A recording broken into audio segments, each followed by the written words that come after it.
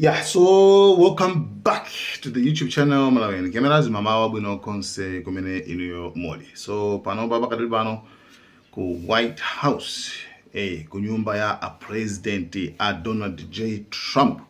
Ndithu kwa vuta pamene ndithu kudabwera vanthu ndithu nkuyamba kuombera. So mutha kuona and alolankhani zimene zoti TV, I mean, Tulankano TV, Tulankano TV, yoguti, on Saudi, like, so they do all say, and I the White House. I mean, nobody can Yambila Bat, Nanga Zetek Aban, Guti, Adulankan, Adiese, Mofazati, Tulankano Oguti, Akudaba, or Fox News Akudaba, CNN Akudaba, like, Zosa Zimizimajitigazo. Yo, Ali Butigo, Ali Bomi. What is that? Right? It's real. It's real. The Ngani, kuti mu invincible bwino, tiyambire bayambira. Kuti chachitika njani. Okay, tiyambe tibwelele kumambiriro. Dzulo Donald J. Trump kwene timakonda kusiyana ifere ku Canada, especially ngati ku Africa, tinguli ku Malawi ku makhanga ku kudena chikucha makhara kudzuka. America kucha. Mamawa makhawo mamawa. Chabwe. Muli mosema. Komano kunali a Trump anayitanitsa anthu ose like ma aides, like, you know, anayitanitsa akuluakulu national security achanchani ose anayitanitsa pamodzi kenako ndithu nkuyamba kukambirana nkhani yokhudzana ndi dziko la Iran. So zinthu zinali ngati mwachonchi. Kodi tipitilize military action, tikayambitse nkhondo so kachikena round 2 kapena tisaine deal kuti basi at least zatheka tipange bwanji pamene papa. So ali nkati mokambirana ku White House kuja hours ago, a bit hour, right? 10 hours ago, you know. Zinapeza kuna kuti atulankhaniwa amabuya mosiyana. Atulankhani ena amabuya nkona kuti mmene zikuonekeramu zikuoneka zoti kumeneku nkhondo itakuyambaso. Mmene zikuonekera mmene tikuoneramu in situation mmene tikuoneramu zikuoneka zoti Trump athatha kuyambaso nkhondo kachikena kuyerani kucha. Trump administration is preparing tonight for a fresh round of military strikes against Iran. That's according to sources with direct knowledge of the planning, though they say no final decision has been reached. President Vance just arriving at the White House. What more can you tell us about that meeting? Yeah, Brett, there's a lot of details swirling around right now, but here is what we do know. Speaking with White House officials, they say that inside the Oval Office right now, President Trump is meeting with top aides and allies about potentially resuming military action in the ongoing conflict with Iran. Arulankhani A, amina. Arulankhani B. Komweko ngati Fox News amaona kuna kuti no. Zikuoneka ngati kuti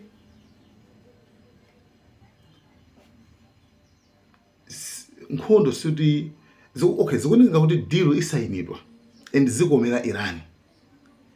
Okay? Zikuoneka ngati zisayinidwa and pakhala peace deal. Koma zikomera chani? Zikomera Iran.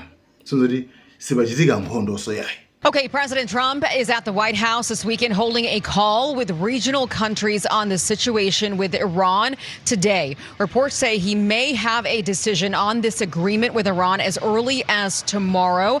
And Axios is reporting he's talking with regional partners right now on the phone on a conference call. Alex Hogan is live at the White House with the very latest. Hi, Alex. Hi, Aisha. So, yes, that's right. A new timeline on the table with President Trump saying that he's going to meet with his negotiators today to go over that deal from Iran and also determine whether or not hostilities could continue and if strikes could resume in Iran. So the president saying that it's 50-50 as to whether or not he could make a deal, but that negotiations are at least getting closer.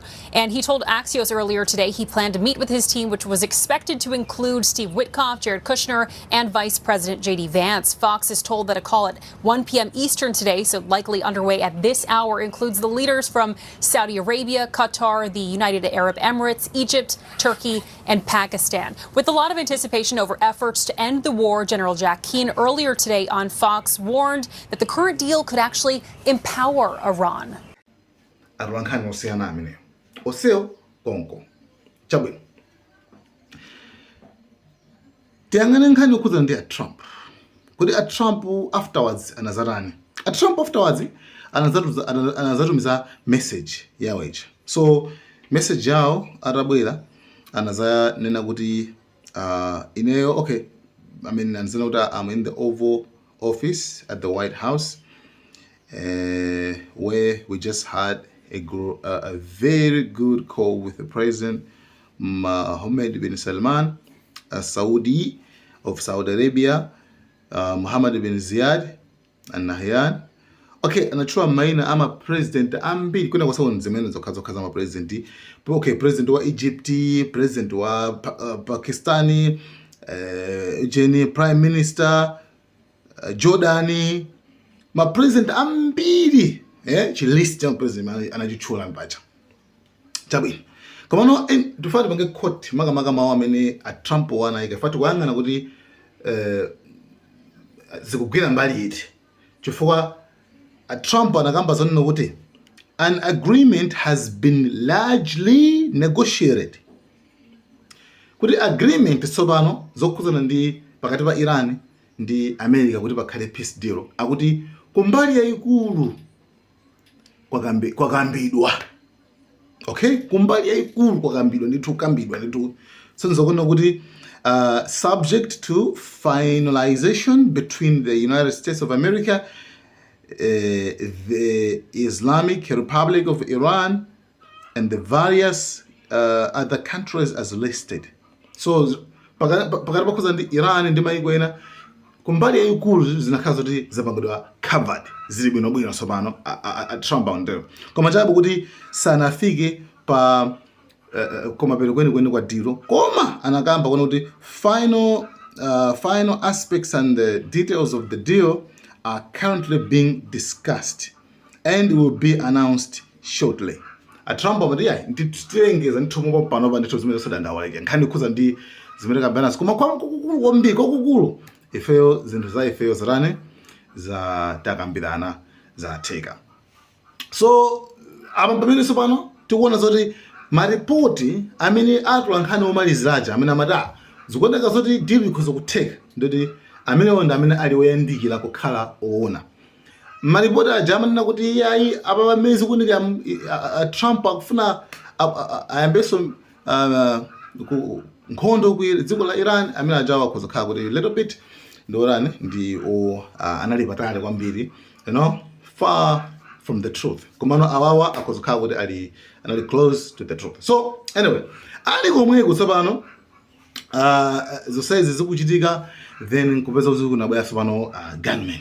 Kunabwera sopano okay akulu okay Trump amene amene zoti anali ndi ngati group call ndi ma president said amachuda aja komanso anazachiraso kuti anaimbira naso ndi Netanyahu paeka amene anaimbira like separately.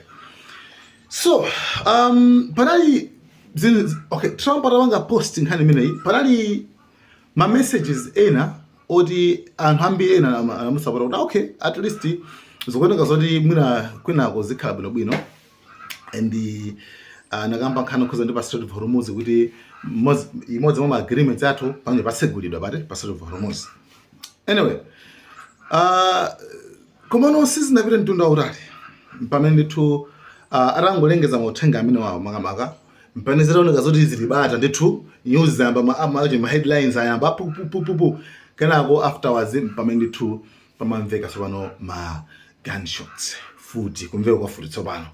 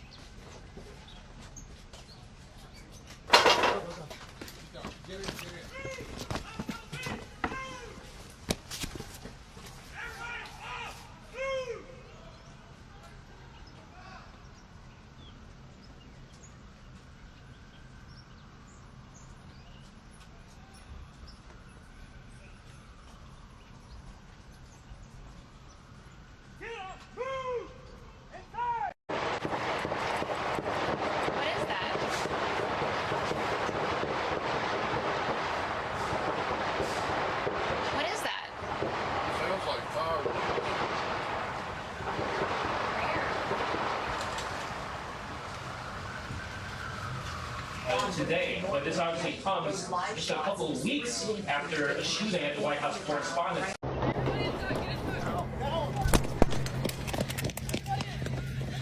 Som de tiros.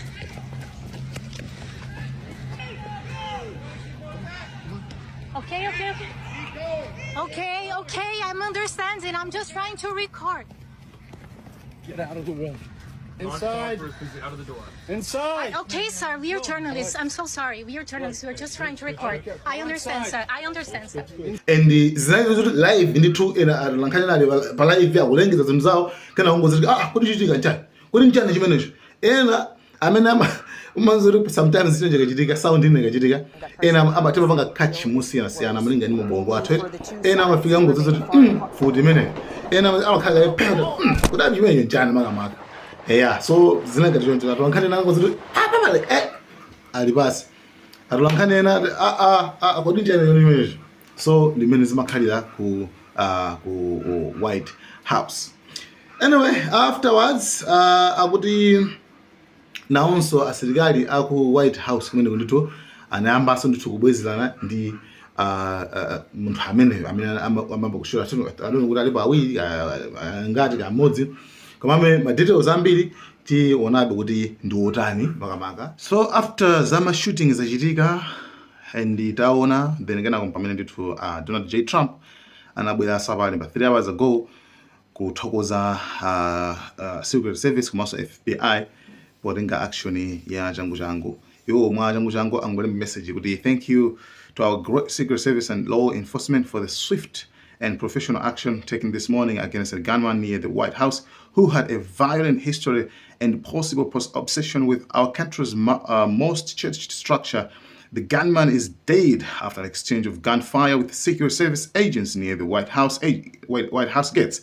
This event is 1 month removed from the White House correspondent dinner shooting and goes to show how important it is for all future presidents to get what will be the most safe and secure space of its kind ever built in Washington, D.C. The national security of our country demands it.